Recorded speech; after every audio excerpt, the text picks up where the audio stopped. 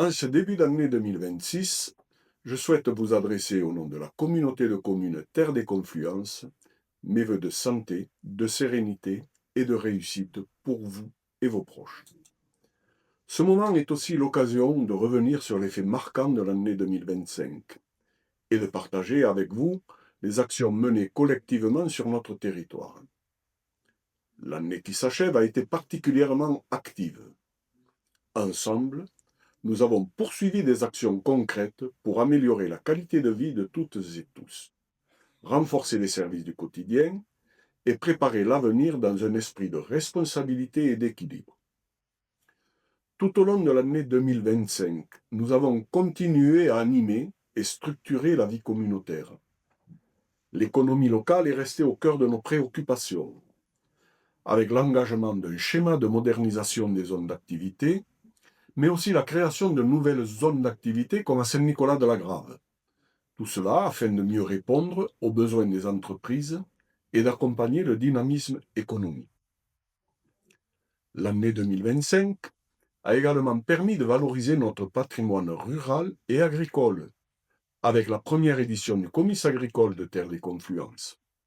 Ce rendez-vous a mis à l'honneur les savoir-faire agricoles, les productions et élevages locaux, dans un esprit de partage et de convivialité. Parmi les projets structurants, plusieurs démarches importantes ont été engagées ou poursuivies. Je pense notamment à l'actualisation du plan climat air-énergie territorial, accompagné d'une consultation du public afin d'adapter progressivement nos actions et politiques publiques aux enjeux climatiques.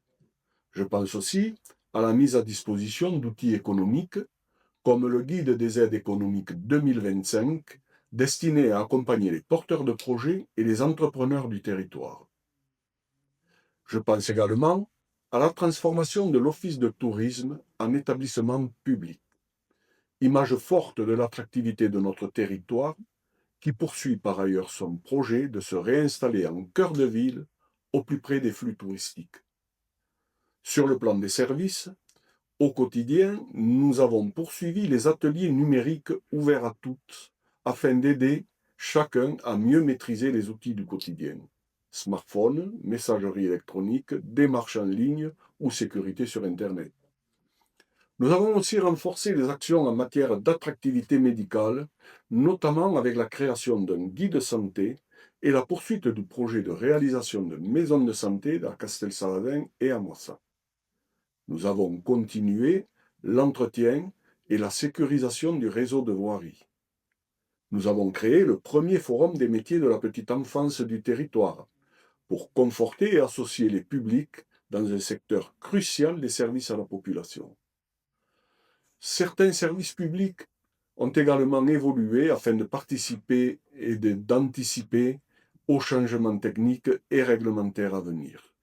L'année 2025 a aussi été marquée par la poursuite de l'opération programmée d'amélioration de l'habitat.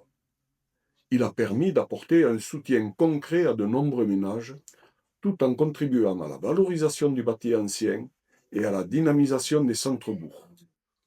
Enfin, une enquête de territoire a été menée pour donner la parole aux habitants sur leur perception, leur usage et leur vision de l'avenir de Terre des Confluences.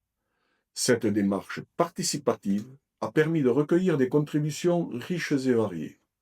Elle constitue aujourd'hui un socle de réflexion partagée pour anticiper et éclairer les projets à venir.